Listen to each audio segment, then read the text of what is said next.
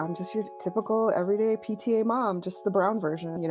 We're super involved in the kids' like extracurriculars and then just super involved in their school and living that American dream. I'm already doing what I want to do. Like, I already have a career. So this is just fluffing, right? It's extra money coming in if there is anything, but it's more just for like a de-stressor. Welcome to Season 2 of Students of Mind, the podcast where we aim to normalize conversations about mental health.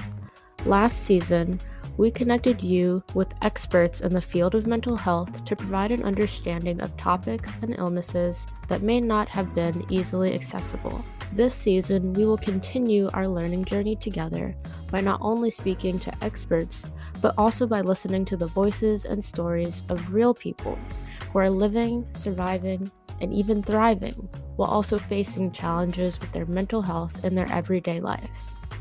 This season, we want to hear your stories to get the full truth of what it's like to manage one's mental health and navigate living with mental illness. My name is Jade, and today's episode is part of the Social Media Minds series, where we sit down with social media influencers to talk about how their work affects their mental health. Today's guest is Pinky Patel, a mom, wife, and TikTok star who rapidly grew a following during the COVID-19 pandemic. In our discussion, Pinky talks about the ways she uses social media and the boundaries she's placed around it, and we talk a little bit about the current state of mental health in India.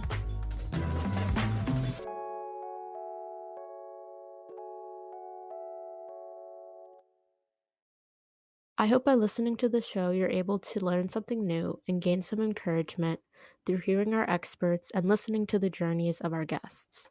However, this show is not a substitute for professional advice, diagnosis, or treatment. Always seek the advice of your mental health professional or other qualified health provider with any questions you may have about your condition. Never disregard professional advice or delay in seeking it because of something you have heard on the Students of Mind podcast.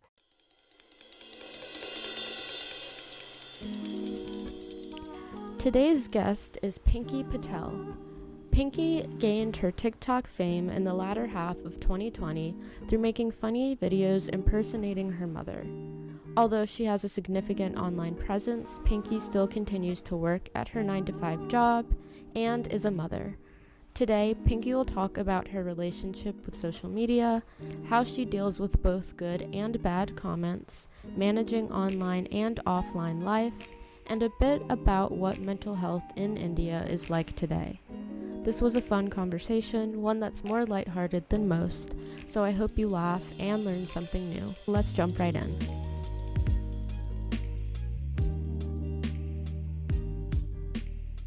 Welcome, Pinky. Thank you so much for being here today. Thank you for having me. Of course, I'm really excited for this conversation. For sure. Before we start, can you tell us a little bit about yourself and the work that you do? So, I'm just a typical everyday mom you would find in suburbia who decided to try something different during this pandemonium. While we were at home, got kind of tired of just looking at the same 3, 4 faces, and so decided, hey, let's make an office. And now what do we do? And then everything kind of progressed from there. I mean, I have 2 kids. I know it takes people a long time to realize that my roommates are my kids, or my family members, I should say. So between husband and 2 kids and a dog, it's pretty much kind of crazy during the day.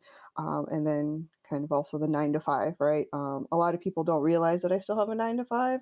They're like, but you're a creator. I'm like, that doesn't mean what you think it means. I think there's a big misconception of because you have so many followers on one platform, you must be making millions of dollars. And I'm like, who told you this? Like, where are you getting your data from? Like, are you just talking amongst your friends and making assumptions about people? Like, I've never been involved in social media too much until last year. And I've gotten a couple of comments from followers that are like, I went to your YouTube and you only have stuff from 10 months ago. And I'm like, yeah, because that's when I started 10 months ago. They don't realize that. And so, yeah, I'm just your typical everyday PTA mom, just the brown version instead of the white version. We're super involved in the kids' like extracurriculars from baseball to whatever they want to do, and then just super involved in their school and just kind of, living that American dream that we've always been kind of fed of. This is what you want to do, this is where you want to go, this is where you want to end up. And then kind of took a slight detour this year of, well, maybe there's more. Maybe there's a lot more out there. And definitely it's a lot easier with social media and the internet and just trying to get to meet different people. Like, I don't think we would have ever met if social media didn't exist, So it's wild. I use the term crazy a lot, so I have to like start putting up other words that are synonyms for that or whatever it is. But I'm always like, this is the craziest thing that I will ever be doing in my life. But then like a couple days later, there'll be something else that's the craziest thing that I've ever done in my life, and all because of social media. So yeah. Wow, yeah, I feel like a lot of people, or there's like a handful of people who had like rapid growth on social media in the past year. Um, so I can imagine like having to adjust so quickly is probably like an interesting experience. Yeah, it was. I mean, I didn't start off being like, I'm going to get big and this is what I'm going to do for the rest of my life. I'm already doing what I want to do. Like, I already have a career. So this is just, like I said, it's like fluffing, right? It's like, oh, it's extra money coming in if there is anything. But it's more just for like a de stressor. Like, there's, in your everyday life, you have to have that brain to mouth filter, right? Like, just because you're thinking something, that doesn't mean you say it. And if you decide to say it, let's be nice, don't hurt people's feelings, all that good stuff we teach our kids. Um, but when it comes to having to work in a specific setting, like I have a corporate job, my 9 to 5 is corporate. And so, you have to like use the corporate lingo. You can't just be like, what the, like if you throw F bombs at work, they're gonna be like, ma'am, we're gonna have to fire you. It's like, no, but don't fire me. I need a job. Stuff like that, And so I think for me, this was just an outlet during the pandemic. It was a way to kind of, tell my friends my stories because I used to do them in person at work, or we used to get together, and then that all stopped, right? Like March 13th, everybody's like, stay home, don't do anything. You guys can't socialize anymore. It's like, the first couple of weeks it was amazing because I was like telling my husband, this is the longest I've ever spent with you, because we had a long distance relationship and then we got married. And even after you get married, you're at work 8-10 hours, you come home, you're together 3 or 4, then you're sleeping. So people don't realize that you don't really spend that much time with your significant other, whoever it is. So I was telling him like third week, oh my God, we're spending so much time together, I love it. And by the fourth week, I was like, I don't know, I'm done, I'm over it. Like, I don't want to be here anymore.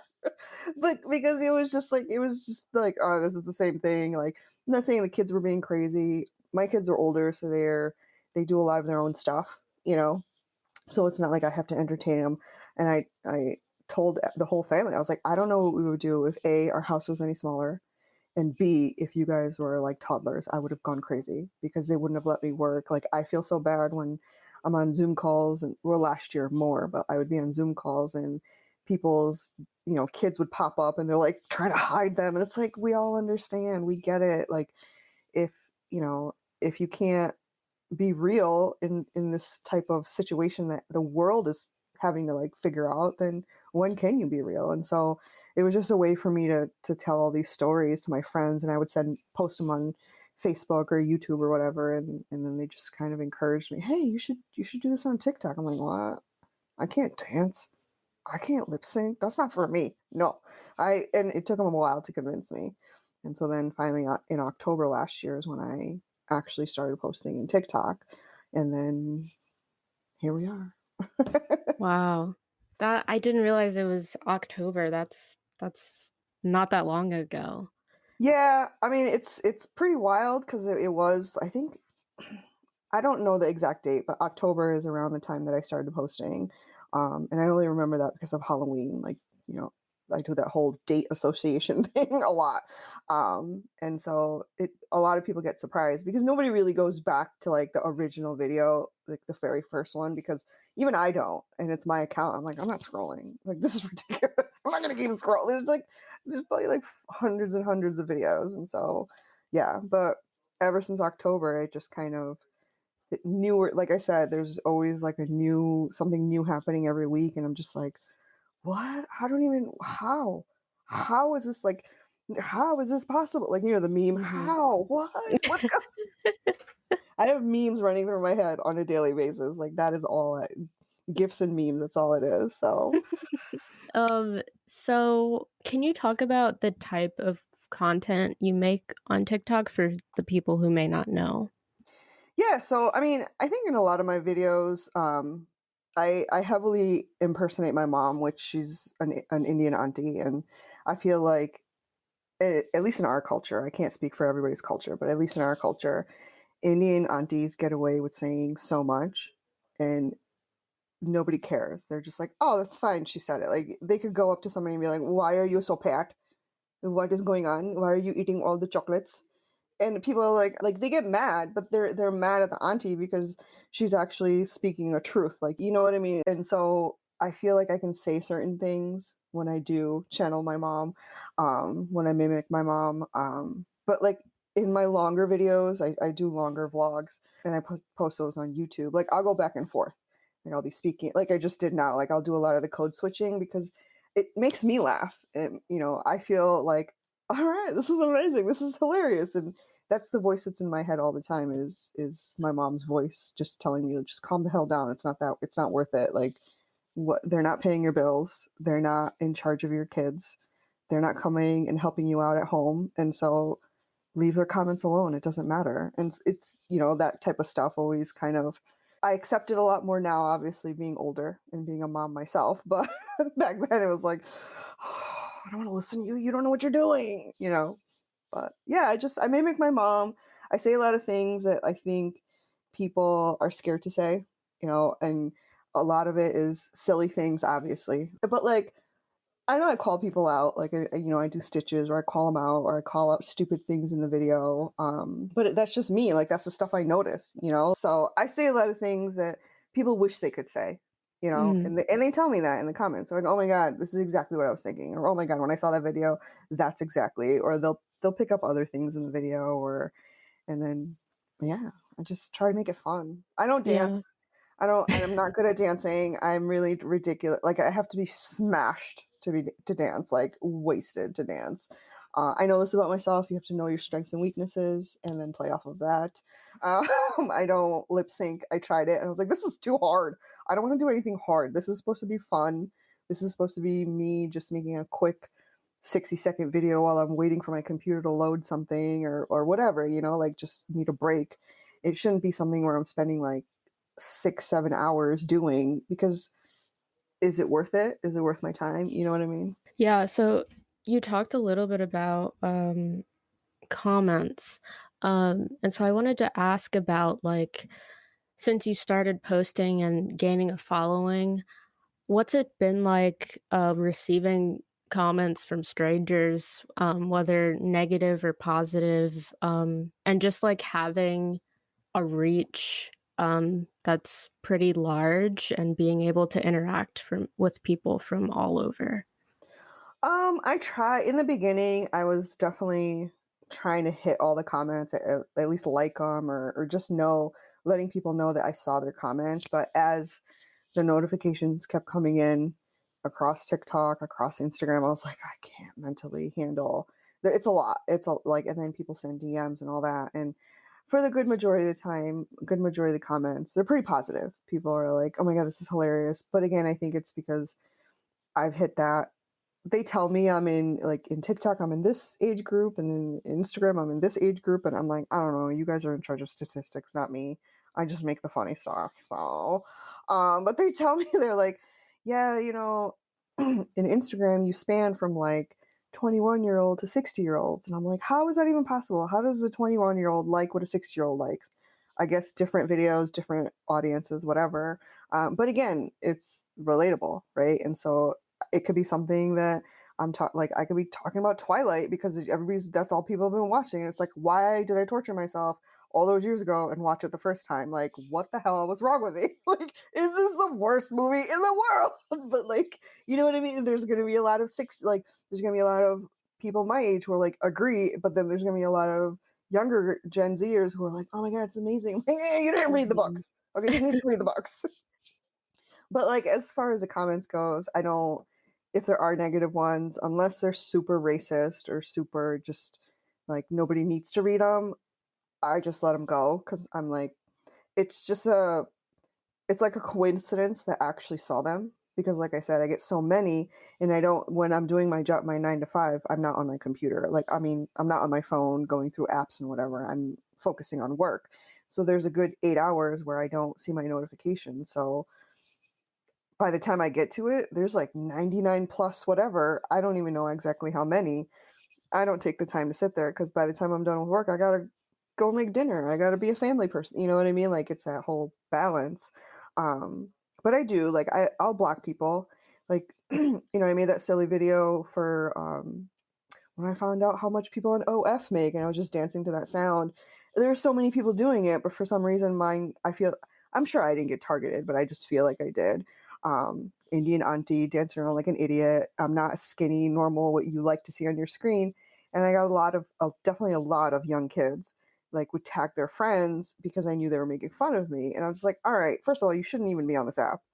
Second of all, you have no content. Like I'll go to their profile page, they have no content, or their account is private, or they don't follow me, and I'm just like, all right, I'm gonna report you. You want to play this game? I'm gonna report you. I don't care how old you are. Just because you're hiding behind a screen, that doesn't mean you can say nasty things to people. And so sometimes I'll do response videos. I don't do a lot of response videos to comments, just because I get a lot of positive comments, and so it's like, a lot of response videos I'll do will be like somebody be like, oh, I see that you changed your name. Why did you change your name?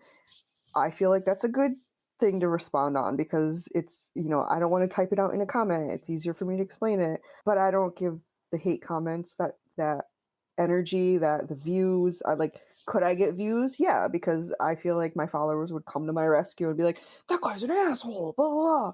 But I just don't want to give them the time of day. But I think it comes from being older and being in Yeah. social media versus like, being in high school or college and trying to like become an influencer or social media star or whatever. Like, that's what a lot of younger people, they're like, well, I want to do what they do. It's like, they have talent because you need talent to do that. Like you either have to make people laugh or you have to look good or you have to have a lot of money where you're travel. Like you have to have something that people are interested in. And like I said earlier, a lot of people don't realize that. And they're like, well, you can make so much money on social media. It's like, no, not the first year, maybe not the second, like the first 2 years. Like you got to work for that.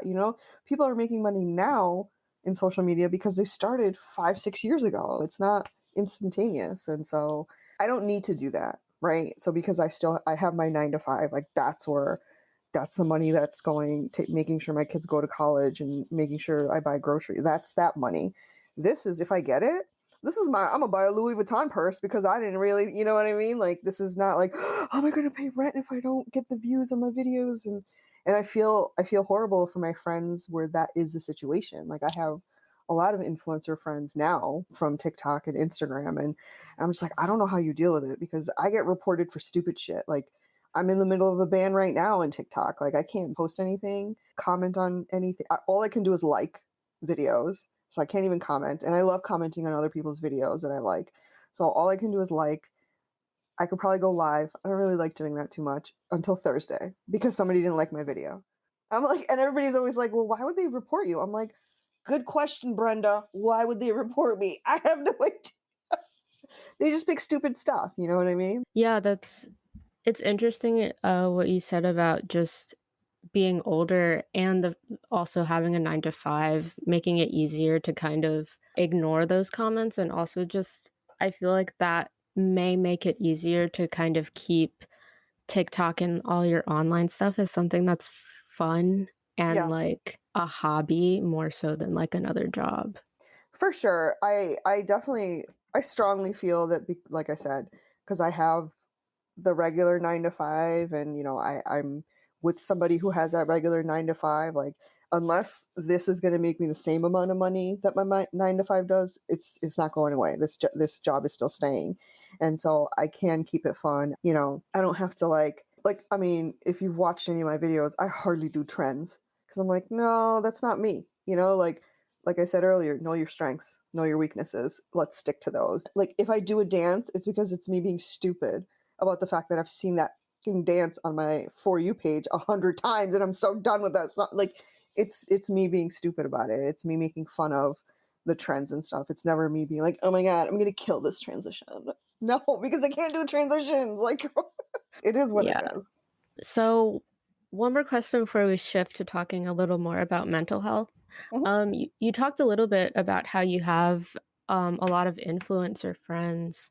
Um, can you talk more about kind of the like community of influencer friends that or have you developed a community of influencer friends? And if it's like a genuine kind of relationship with them, I know internet friendships can sometimes be not as like deep and meaningful sometimes. But I did hear from because I interviewed Cody, mhm, and she was telling me like the group of women that you two are a part of is like really supportive and really mhm. amazing for her. And so I just wonder for you, how has it been making friends online? Yeah, I mean, a lot of people don't know this, and they'll know obviously as if I get bigger. I don't assume I'm gonna get bigger. This could all go away tomorrow, so I always say if.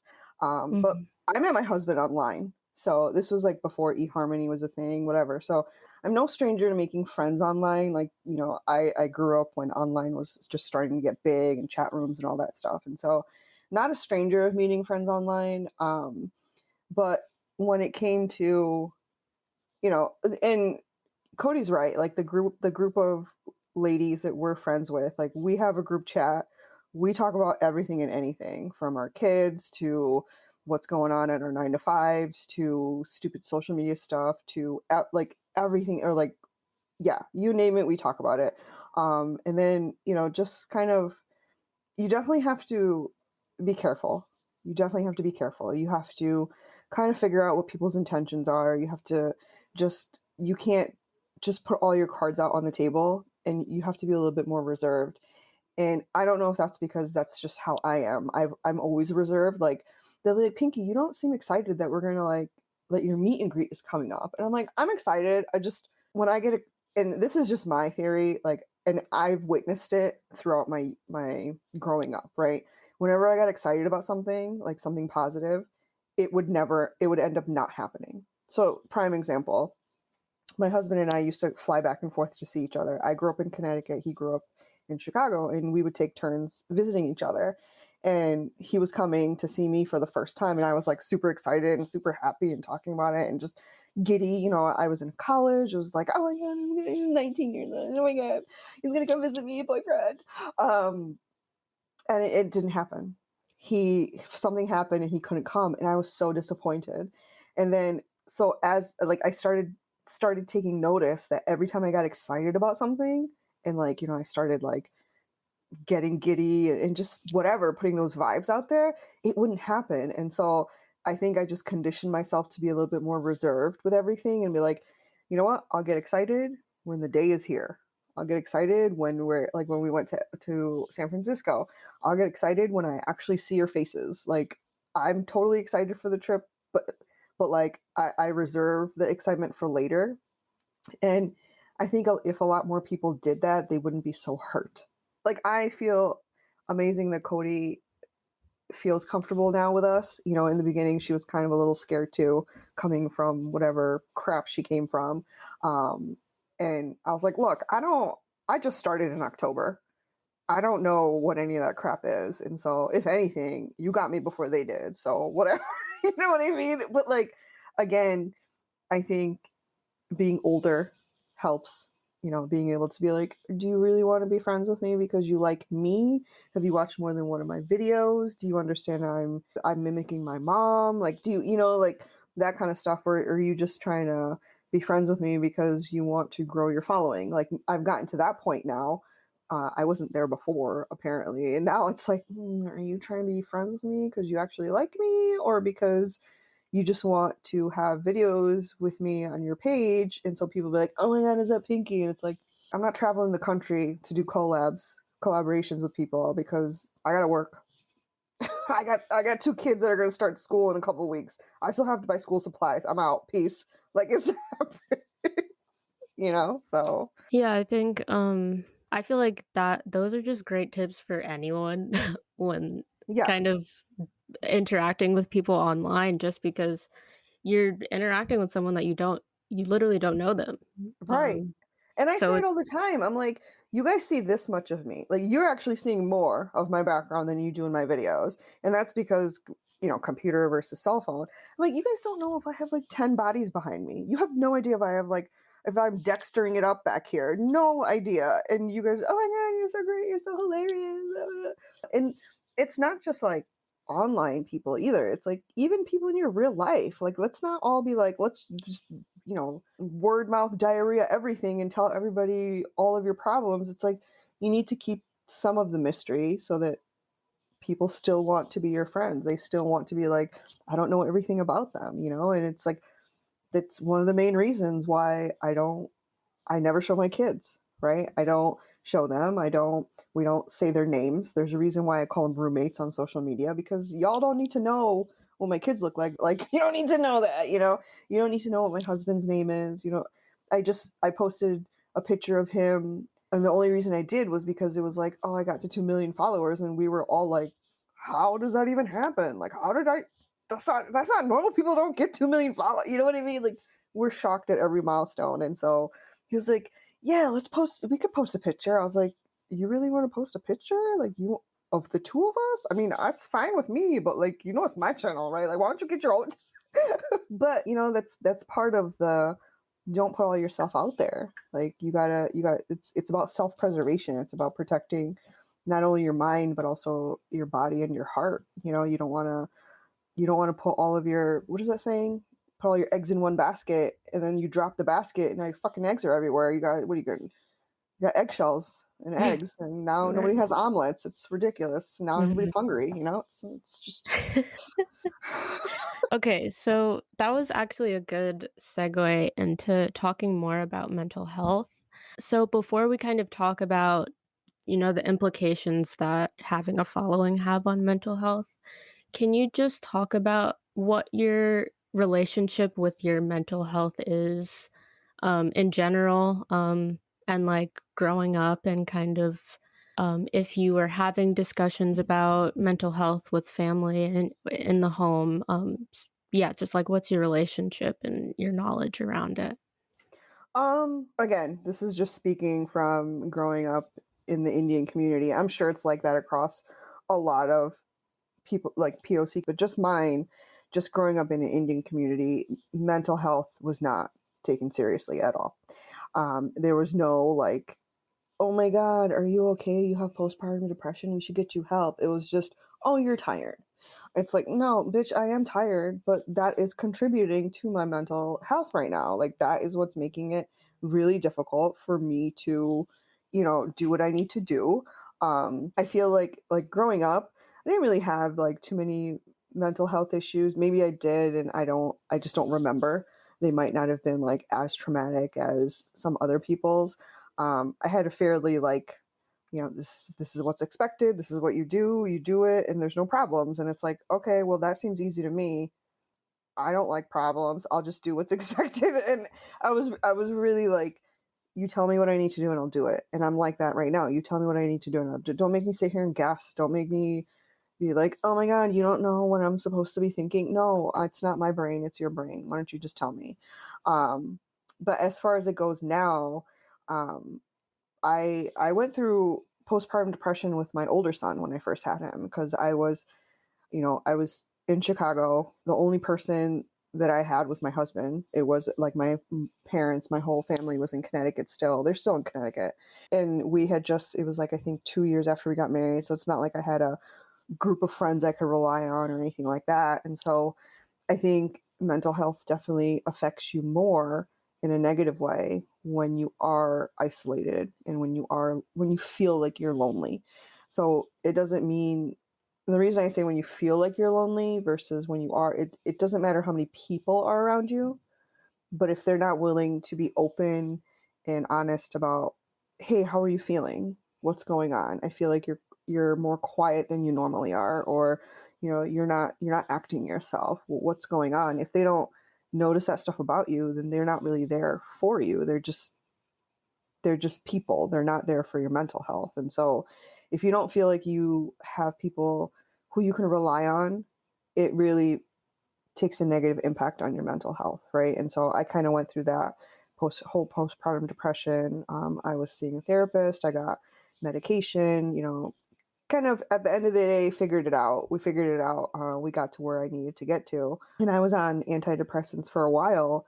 But then I got pregnant with my second son, and I was like, I mean, even with my first one, I was like, no coffee, no caffeine. Like I cut out a lot just to do the best that I could to grow this alien in me. And so I had to not only deal with a second pregnancy, but then getting off of the antidepressants and kind of having to be strong again. And then I'm not on them now, and it's just by chance actually.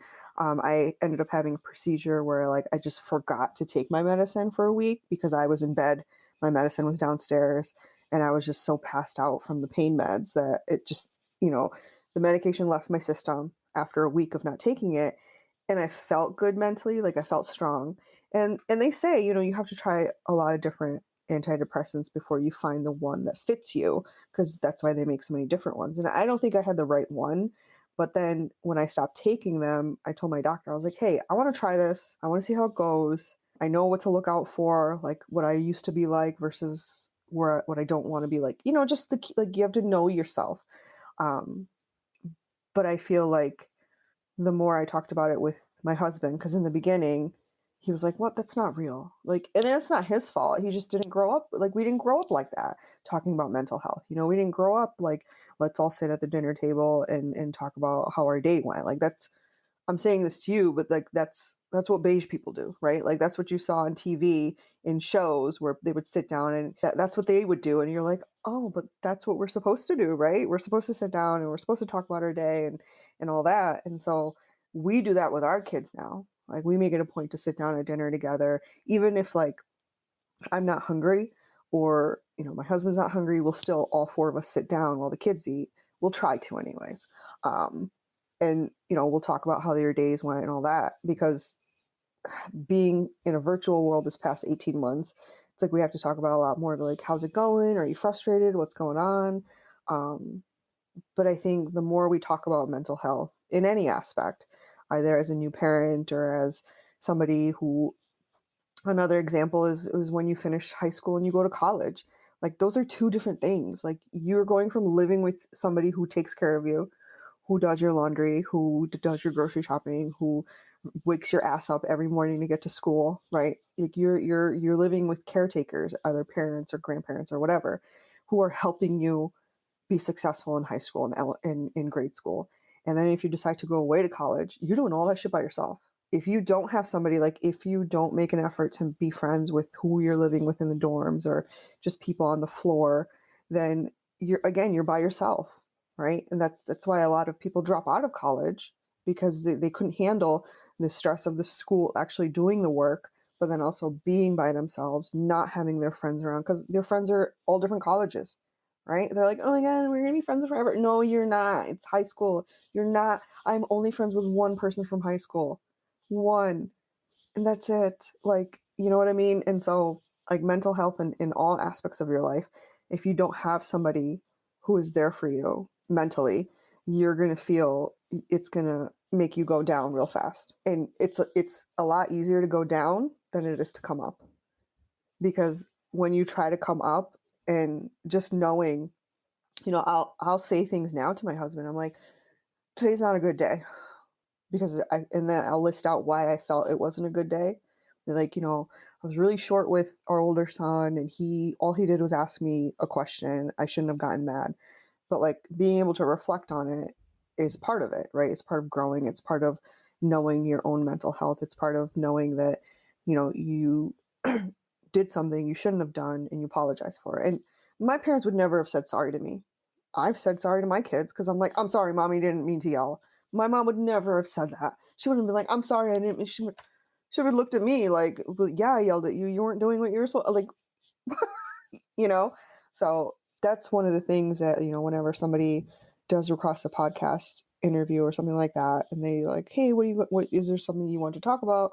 This is what I want to talk about. And if I feel like they are open to it, I do like talking about mental health because I think we need to bring more awareness to it. We need to make ourselves more vulnerable to it so that people know on the internet, not just social media, but so people know on the internet that your life does not need to be portrayed as something that is perfect. Like that's the biggest thing that I've noticed. You know, again, growing up with social media, right? Facebook, like I grew up with all that stuff. And so I've seen it evolve and whatever. And I've been a consumer for the longest time and just watching things. And it's like, I never thought I could be on social media because I was like, I'm not pretty like that. I don't travel like that. I'm not skinny like that. People don't send me clothes. Like, you make up these assumptions about people you see on your screen. Mhm. And that's one of the biggest reasons why I 9 out of 10 have a messy bun is because that's what I look like all the time. And my thing is I'm not going to try to look pretty for you for 60 seconds cuz it takes me a fucking hour to look pretty for you for 60 seconds. Like if you want to like me for me. And that is, do I wear glasses? Yeah, but that's cuz I think it's hilarious. People are like, "You don't have lenses?" I'm like, At what point did you think these things had lenses? There's no reflection. Like, are you looking at my face on your screen or are you looking at my crown or something in the background? Like, are you looking at that ring light? Is that what you know what I mean? Like, they're like, "Oh my god, your glasses don't have lenses." And they'll only notice because I'll be like scratching my eye or something. They're like, "Did you just poke your what?" I'm like, "Oh my god, you people are so not like people are so observant, but then they're not observant at the same time. Like what's in front of them, they refuse to look at, and they look at everything else, and it's just like, let's focus on all of it. I'm really glad that you talked about just the importance of having, like, support people, and I'm also glad you made the distinction between, like, being lonely and feeling lonely because Yeah. the feeling of loneliness is, like, can be debilitating even if you have, Mhm. like, a bunch of people around you, so and I think especially when speaking about online kind of friendships and relationships and stuff, it can appear that people have a lot of friends and a Oh lot of yeah. people around them to support them. Mhm. And I've experienced feeling like, oh my God, they have so many support people and I don't. What's wrong with me? Yeah. Um, so I think just emphasizing that for mental health purposes, having genuine people around you to be there to support you is really important. I think people sometimes feel like they have to do all this shit alone when Yeah. you don't have to. No, it's definitely it's super important to it's about quality, not Mm, quantity. mhm, And that's like in all aspects of life, right? It a good majority of the time it doesn't matter about the quantity that you have, it's about the quality that you have. right. And people use this example all the time, like a car that's crazy expensive and a car that is not, that's reasonably priced, will still get you from A to Z in the legal time you're supposed to be driving. No one's asking you to break the sound barrier to get to where you need to go. You know what I mean? Like, but it's at that point when you choose to have that expensive car, it's because that's what you want to have in your life. It's not because that's what you need to have in your life. And when it comes to people, what you need to have in your life is you need to have good quality people in your life. And if that means one person, that's one person. And again, social media has made it so that people think they have to have like a slew of people behind them. I forgot his name. He got canceled because these people were stupid, but he's the one that kept making the videos, and they would be doing this wild shit on camera. He like lost all these brand deals because of it. Like it came out that like, the girls that he would have on his in vlogs or whatever, like they would come back like a couple months later and be like, I was coerced into doing that and blah blah blah blah blah. And it's like, you clearly don't have the quality of people in your life that you thought, but you surely do have the quantity because we can see it on screen, and that doesn't mean shit because now you're shit out of luck because now you've been canceled, you lost all these deals, you lost all this money that you were making, and now look at you because you didn't take a look at the people that you were surrounding yourself with. And it's super important. You need to for sure make sure that the people that you have in your life, either in real life or via social media, or hey, I met you online and now we're friends, we've hung out, we've taken trips together, whatever, that they're people that you would definitely want to be with over and over again. You don't want to just grin and bear it. Like that's no way to live life. So yeah, it's Yeah. definitely about quality. Yeah, I agree. And also, you mentioned how just in general, mental health is very stigmatized in Indian culture, Hmm. um, which I've just recently kind of realized that because I use Clubhouse. So I host an anxiety support group on there every Okay. Friday. Hmm. And recently, we've been getting a lot of Indian people coming in and talking about how much of a hard time they're having right now with their mental health and how they come into these rooms and talk about all this stuff because they don't feel comfortable talking about this with the people in their lives. Yeah. And that breaks my heart. And I know it's an issue here in the US, Hmm. but just from what I've heard, it seems like it's a little more severe, or like the destigmatization around mental health in Indian culture is progressing slower than it is here, at least Oh, from for what sure. I've seen. Yeah.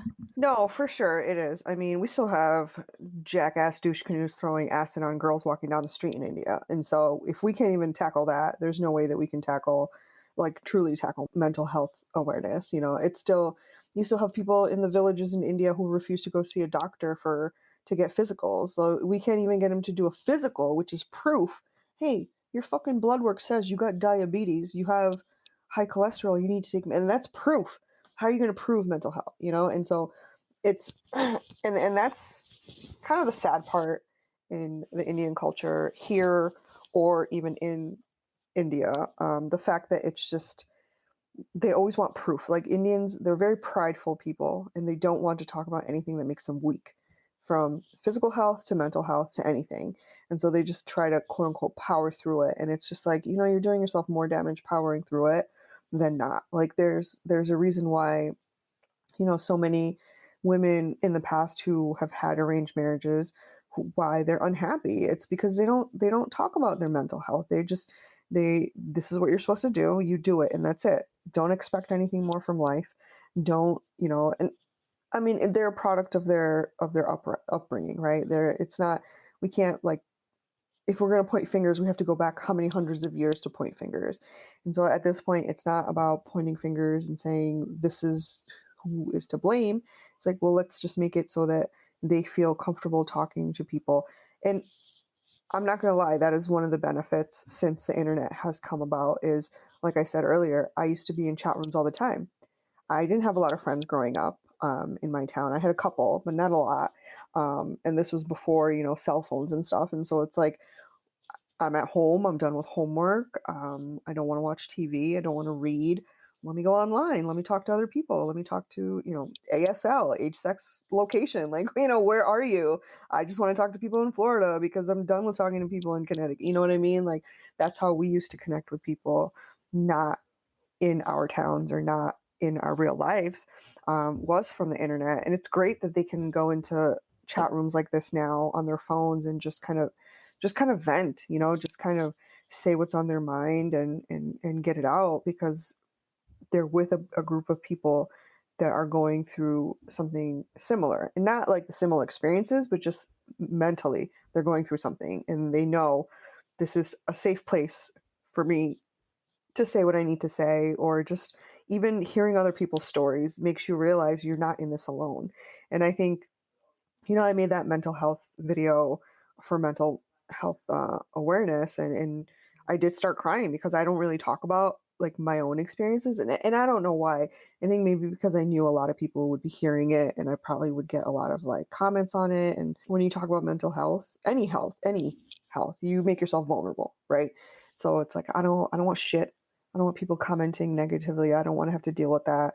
But again, I just shut it down and my husband helps me greatly with that. Like there's been times where he has taken my phone away and he will keep my phone so I don't comment back on stupid people or I don't rip into people. And like I said, if they're not blatantly racist comments, I will leave them up just because I want to see if my followers come to my defense.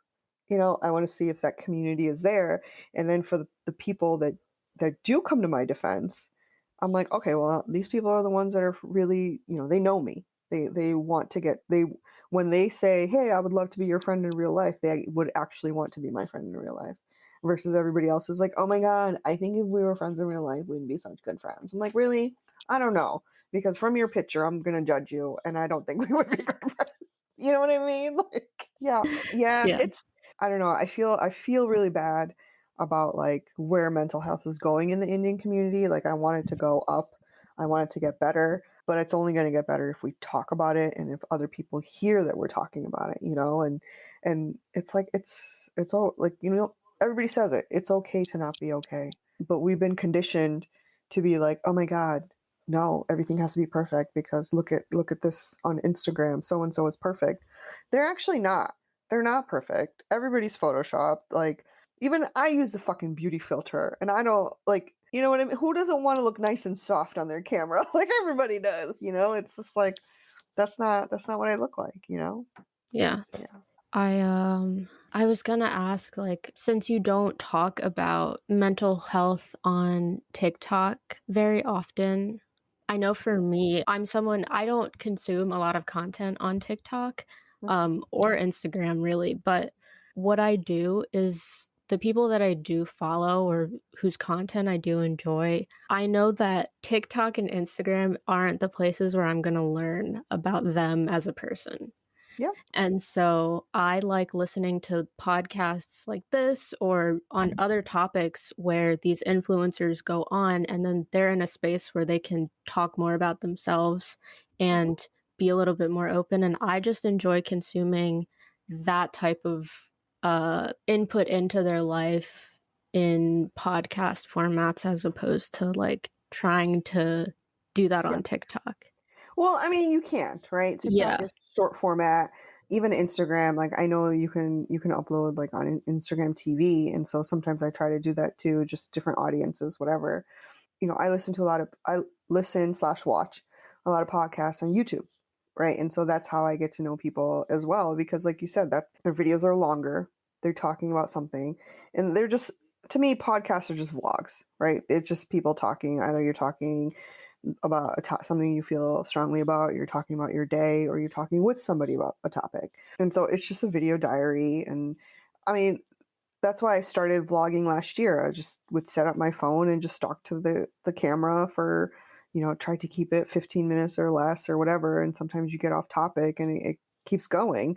Um, some people like it, some people don't. And a lot of people have told me, like, they've commented on my YouTube videos. They're like, "Oh my god, this is amazing. I love that I get to know more about you here." And I'm like, and I appreciate that. Like, do I have a lot of followers on YouTube? No, I don't. Do I want more? Obviously, who doesn't? But I'm not going to be all like, I mean, if you really want to get to know me, my information's out there. You just have to go to my bio, my profile, click on links, and you're like, boom, you're right there.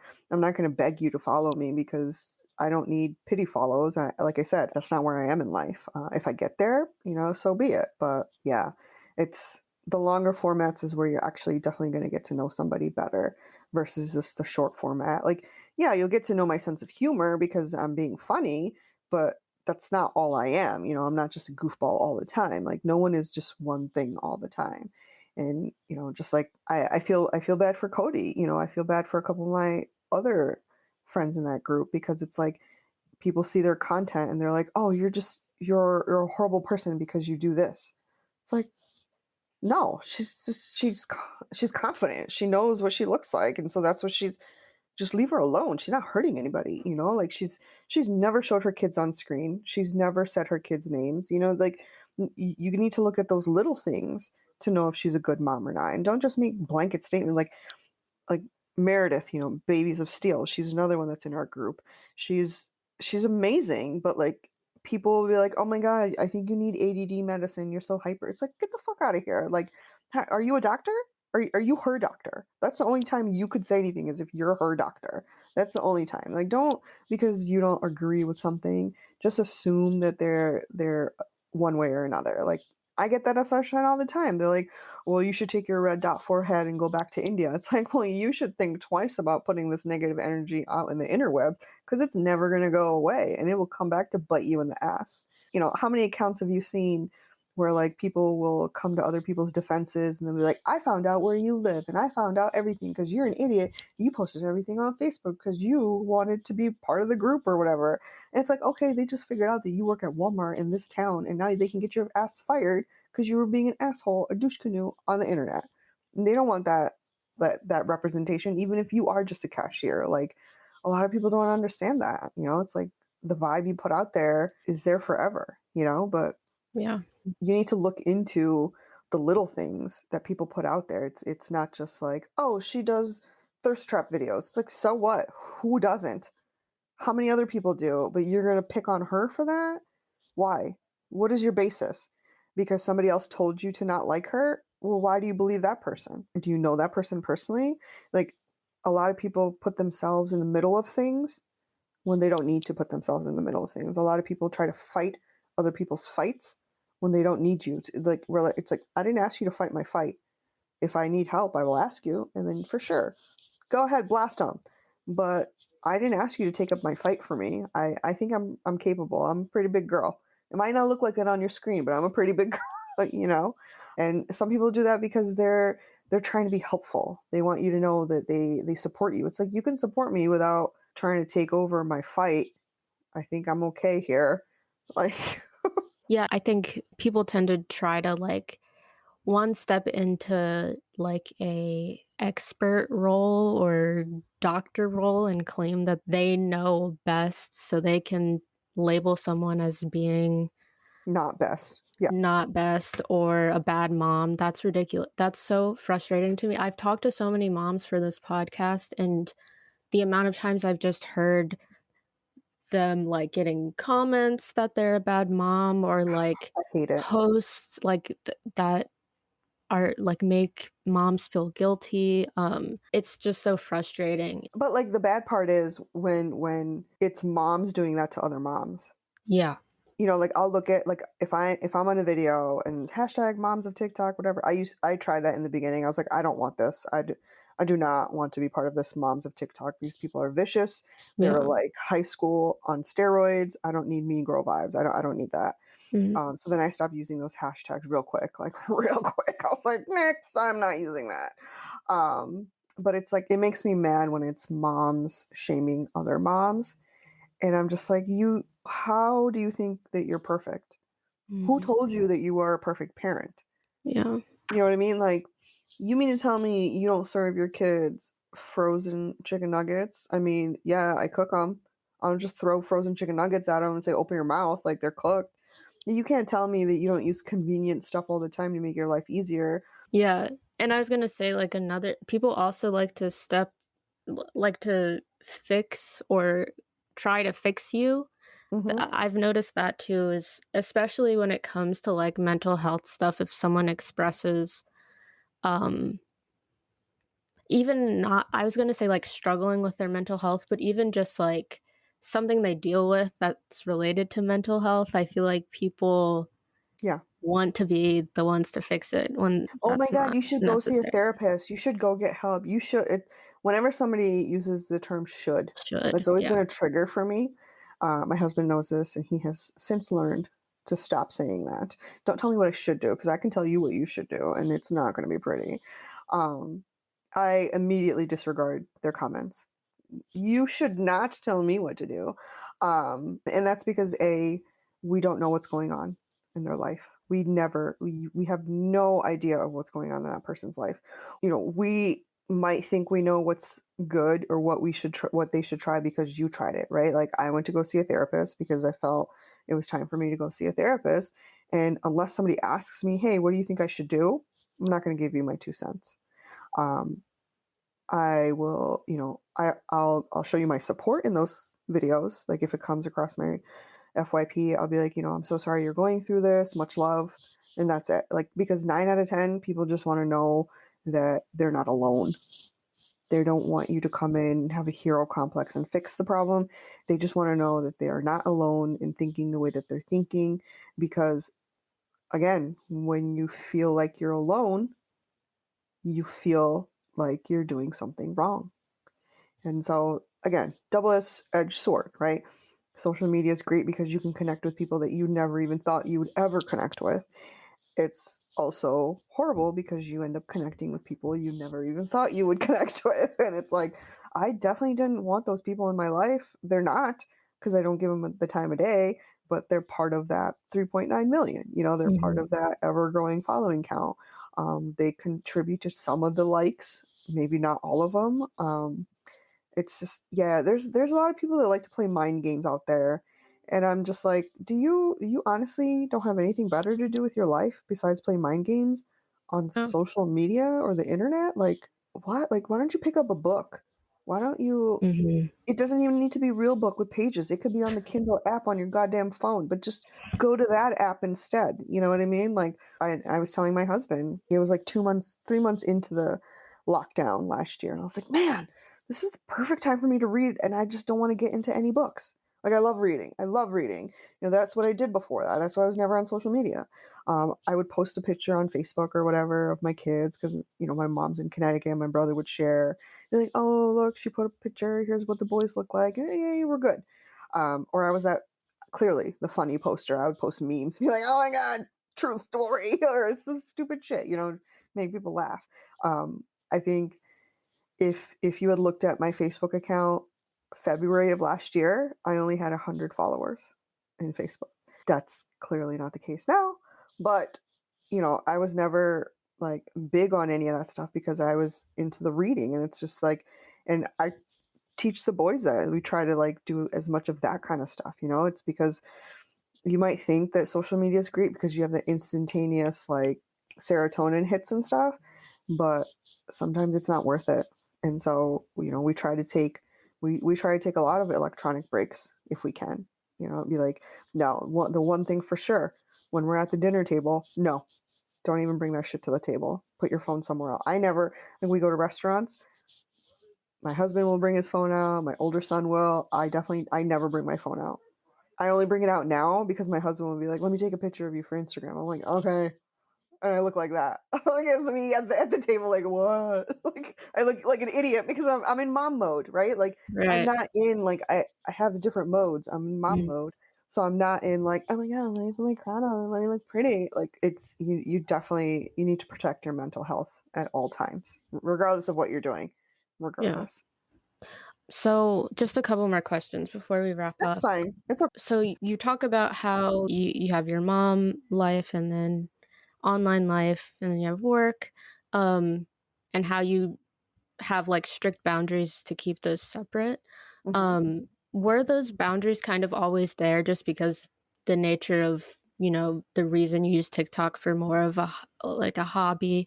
Or did you kind of realize after a little bit that you needed to set some more concrete boundaries in order to keep things separate?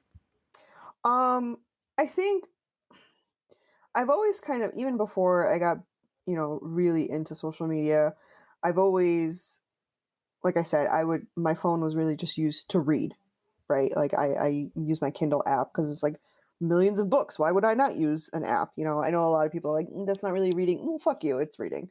But when I started posting in October, I started posting like 5 videos a day, and I only did it after work because I didn't want to get in trouble with work. Be like, why are you posting during work hours? It's like I'm not trying to get fired, right? I need my real job. Um, and so I would post my video. Like I would post a video every hour until I went to bed. And then if we weren't doing anything, like if we were just sitting and watching TV, and my husband and I, and there was a commercial, I would look at my phone to see what comments I got, right? Um, but if the weekend came and we decided to, there were a couple families that we got together with during the pandemic, same families, all that. We were safe. Um, but if they came over or we went to their house, my phone didn't come out at all. My phone does not come out in social situations. And in fact, my husband had to remind me numerous times when I went to San Francisco. He's like, "You need to take pictures. You need to," and I was just like, "Can you just fucking stop?" Like, because that's not where I am mentally. You know what? I'm a lot better now, but like, and this was back in May when we went on our trip, right, with all the girls and stuff, and he had to remind me, like, from the moment I got into O'Hare Airport, he was like, "Make sure you take pictures. You should do a couple of small videos. Like, tell people, guess where I am, and I'm just like, what the like. And he stressed me out, and I wasn't even in San Francisco yet. It was just I still had to get there, and I told him, I was like, look, I'm gonna do the best that I can, but you have to remember that I up until now, whenever I had something going on, my phone was always put away. It was always in my purse because I'm the one that's in the moment all the time. Like that, family members would have their phones out taking pictures, and I'd just be like, "Take a picture of me, or don't take it. I don't care. You can share it, post it. I'll grab it later. I don't need originals. Like I would rather have the memory of me being in the moment, and I've always been like that. So it's not like I've had to be more diligent with it as I got larger and larger. Like I'm going out with friends tonight, and I probably won't check my phone at all because I'm with friends. And I feel like a lot of people lose that. A lot of people don't realize that because we're all so big on social media. Like, we need to let everybody know what we're doing at every single moment. No, nobody cares. Nobody cares what you are doing right now. Nobody cares. You think people care because you want people to care, but nobody cares. You know what I mean? Like, I'll Yeah. probably post a video on Instagram right now after we're done. That will be my one post today. That's it. Mm. I don't have the bandwidth, the mentality to post every hour every day. And because TikTok has kind of like every week for the past 6 weeks I've been on a posting ban. And so it's always on the weekends. So it ends up fine because I'm always busy on the weekends, so I'm not stressed out about that. But I was telling my friends, in our group chat, I was like, I think even if I don't get banned on the weekends, I think I'm going to just ban myself. I'll take a look at videos, I'll comment, I'll save videos to respond to later, stitch to later, whatever, react to later during the week. But I think, I'm going to try to cut it in half a little, or not half, but just cut it a little bit. Maybe just, like I said, I used to post 5 videos a day in October, and then I went to 4, and then I went to 3, and now I just do 2 because I'm like, I'm not going to put all this content out there, 5 videos a day, to just have people report me for stupid shit. It's like, you think I'm harassing somebody? Did you not listen to their original video? They were calling women horrible names. Like, and I'm just calling him out on his douche canoery. Like, what the fuck? It's Right. ridiculous. Yeah. Okay. So since you don't talk often about mental health on your platform, there's probably a lot of people that don't know what you do to maintain your mental health. Mhm. So can you talk about just some of the things that you do to keep up your mental health? As it applies to social media, I definitely, and I do try to make some videos where, like, if you actually wrote down what I was saying and read it yourself, you'd be like, "Damn, she has a point." But because my delivery is comedic, I feel like it. Some people Mm, don't really get it, but others do. They're like, "Oh my god, this is hilarious, but it's so true." So I do try in my content to put it out there once in a while of, here's a good tip on how to keep your mental health, because I know we're all going crazy. Like, I'll probably do one next week because I know school's starting here, and I know a lot of people in the Chicago area follow me. But a lot of what I do is so when I post a video, any platform, it doesn't matter what platform, when I post a video, I only take a look at the comments the first day, the first out, like maybe first 2 hours. After that, I don't look at the comments because it's too much to handle. And I don't want to, you know, by chance see a negative comment and it have me like spiral. And it happened yesterday. Normally, I don't take a look at social media at nighttime. I try not to. Like before bed, I try to read versus going on social media. And yesterday I finished this thing and I ended up, it was really late. I didn't get off, finish my thing until like probably 11. And so because I was in front of a computer for like literally from 8 a.m. to 11 p.m. with a couple of break, I was like, oh my God, I need to just sit on the sofa and do nothing. So I was sitting on the sofa and I just like aimlessly scrolling through like wasn't even registering what I was looking at. I was just trying to de-stress. Somebody had left a comment on one of my videos, and it was definitely a racist comment, and I don't know why it affected me. So I do know it was because I was tired. I was doing something, not like my mental blocks, they weren't up, right? Because I was tired, I needed to go to bed, I knew that. And I reported the person, because I feel like I can do that. If they're being racist, I can report the person. People reporting me for no reason, I'm going to report somebody for a reason. But then, like, the girls they were all texting as well, and so, we vent to each other. Like, because we all know what each other is going through in the world of social media, and so if I need to, like, have a sanity check of should I be upset about this, I'll ask them and be like, sanity check, should I be upset, or is this like, am I overreacting? And they'll tell me the truth. We'll tell each other the truth. Like, you need to calm down a little bit. Like, just walk away. Like, turn your phone off. And they were like, baby girl, you just need to go to bed right now. Take a gummy, go to bed, and revisit this. You know that it's not about you, it's about them. Yeah. So I definitely don't look at the extra comments, if you will, after the first 1 or 2 hours. If I do go into my notifications on TikTok, is to see what videos other people have tagged me in, just to see if they're worth a stitch or a reaction or a comment or whatever I do.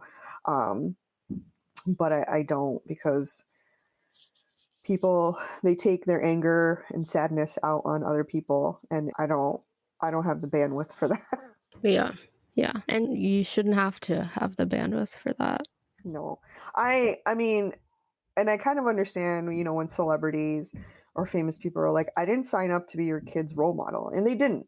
Unless they're a Disney star. Duh. It's a Disney fucking star. Like, you are in front of children. Who did you think your audience was? I am not in front of children. I've claimed since I started my account 18 and over, because I don't know what's going to come out of my word hole, and I don't want to be held responsible because your 3-year-old is watching, that you let them watch. Like, and I get a lot of parents, moms are like, oh my God, my 8-year-old loves you. And I'm like, what do you mean your 8-year-old loves me? Like, do you realize I'm talking about vaginas here? Like, do you know what a downstairs kitty cat is? Like, I said, just because I don't say the word, that doesn't mean like you don't know what they're like, no, just the ones that are appropriate. I'm like, which ones are appropriate? I don't know.